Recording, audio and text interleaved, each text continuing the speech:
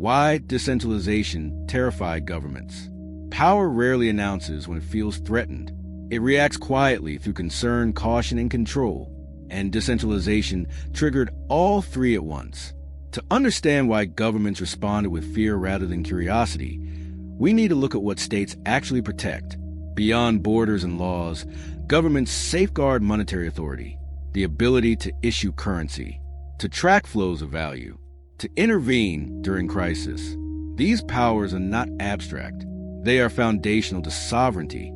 For decades, this authority depended on centralization. Banks reported activity. Institutions enforced rules. Money moved through channels governments could observe, regulate, and, when necessary, freeze. This visibility made modern states governable. It allowed taxation, sanctions, stimulus, and enforcement to function. Decentralization challenged this arrangement at its core, not through protest or ideology, but through architecture. Value could move without intermediaries. Records existed everywhere and nowhere. No single point could be compelled to comply. No central switch could shut it down. At first, this seemed theoretical. Volumes were small. Use cases were limited. But the implications were unmistakable. If money could move beyond oversight, traditional levers weakened. Capital controls lost precision. Sanctions leaked. Enforcement became reactive instead of preventative. Governments did not see decentralization as innovation. They saw opacity where transparency once existed. They saw parallel systems forming outside established accountability, not illegal by default, but uncontrollable by design. This loss of visibility created anxiety, because authority depends on predictability, on knowing where value flows, on being able to intervene before instability spreads. Decentralized systems offered none of that reassurance. The reveal was subtle but alarming. These networks did not need permission to operate. They did not recognize jurisdiction. They did not respond to political pressure. They followed rules embedded in code, indifferent to borders and policy. And in that indifference, governments recognized something familiar, a force they could not easily negotiate with. As decentralized networks expanded beyond experimentation and into everyday financial behavior, governments began to recognize a pattern that history had taught them to fear. Systems that moved value faster than policy could respond and beyond the reach of traditional enforcement tools. What unsettled authorities was not simply the technology itself, but the way it dissolved long-standing assumptions about control, visibility, and jurisdiction that modern governance depended on to function. In centralized systems, power flows through identifiable institutions, regulated entities, and legal choke points where oversight can be applied. Decentralized systems remove these anchors entirely. Transactions propagate across global networks without regard for borders, licenses, or political agreements. No single operator could be compelled to comply, no headquarters could be audited, and no executive could be summoned to explain failures. The system existed everywhere at once, yet nowhere governments could firmly grasp. This structural opacity created immediate challenges for enforcement. Laws rely on subjects. Regulations rely on intermediaries. Sanctions rely on compliance. Decentralized networks offered none of these reliably.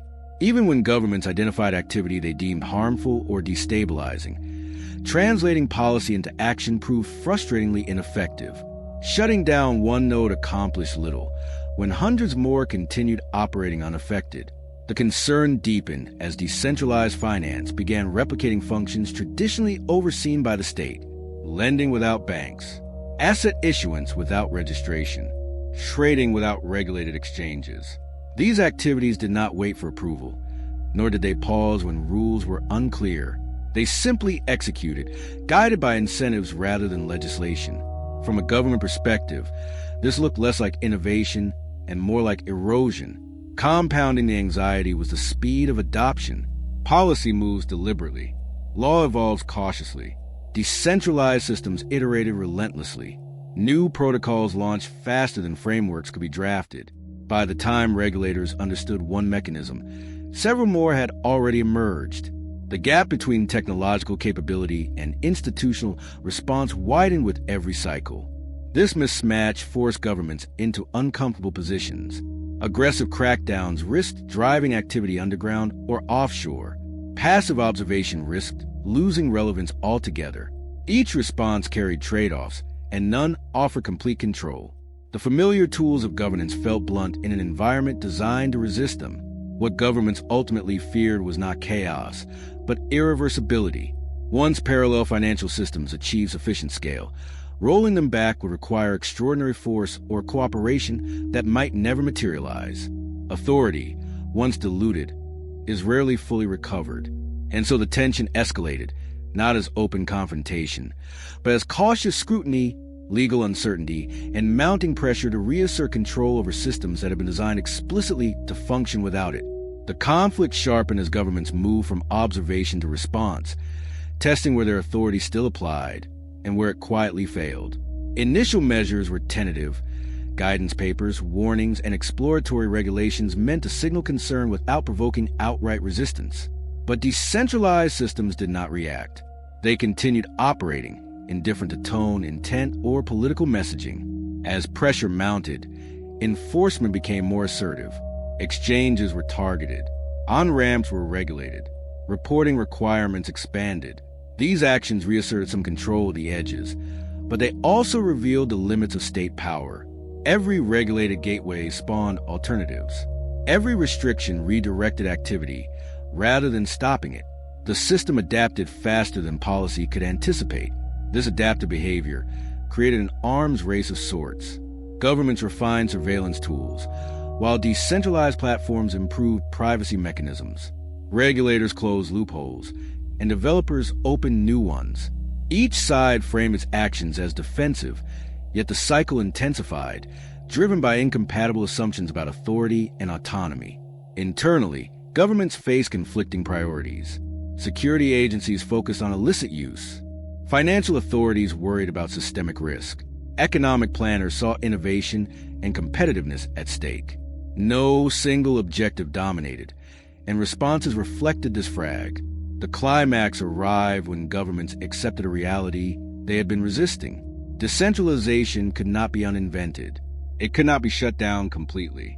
And it could not be absorbed without changing the nature of authority itself. This realization marked a turning point. The question was no longer how to eliminate decentralized systems, but how to coexist with them without surrendering the tools that make modern states functional. Governments began shifting strategy away from outright fear and toward managed accommodation, even as unease remained. New frameworks emerged not to control the core protocols, but to influence their surroundings. Licensing requirements focused on access points. Reporting obligations targeted intermediaries. Compliance was reintroduced not at the center, but at the edges where decentralized systems met the traditional economy. Authority adapted by becoming indirect. This approach acknowledged an uncomfortable truth. Power no longer resided solely in institutions or legislation. It flowed through infrastructure, incentives, and code. Governments could shape behavior, but no longer dictated absolutely. Control became probabilistic rather than total. The resolution is not one of victory or defeat. It is one of adjustment. Decentralization did not destroy sovereignty, but forced states to redefine it. Authority became less about command and more about coordination, less about enforcement everywhere, and more about influence where possible. Today, decentralization continues to unsettle governments not because it creates chaos, but because it exposes the limits of centralized power in a connected world. It reveals that control, once assumed permanent, is contingent on systems that can change faster than policy.